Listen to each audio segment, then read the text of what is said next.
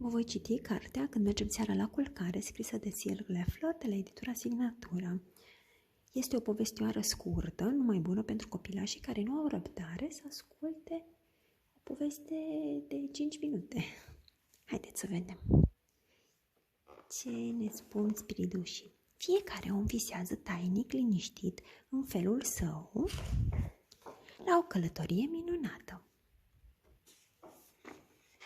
Când mergem seara la culcare, zâna viselor ne așteaptă pe fiecare. Ea locuiește aproape de lună. Are un câine și 10.000 de spiriduși ai viselor o ajută să ne lidrâiască tuturor. Oare ai auzit până acum de spiridușii viselor de noapte? Ascultă cu atenție, ei vin la tine tainic cu de toate. Unii sunt așa posnași că deseori alături de pești te vor lăsa să zbori.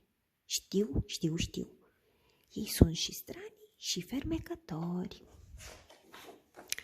Alți spiriduși te sperie și te trezesc, dar când te uiți, iar nicăieri nu se găsesc. Mai sunt și spiriduși care te duc în lumi îndepărtate, în țara de foc și în Africa cea plină de înghețate. Sau te îndeamnă să te lupți cu lei, cu tigri, leoparzi și elefanței.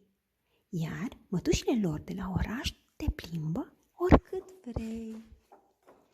Te poartă pe opașiști cu oflori, unde vezi îngerași uriași ca păzitori, puternici, blânzi și foarte încântători.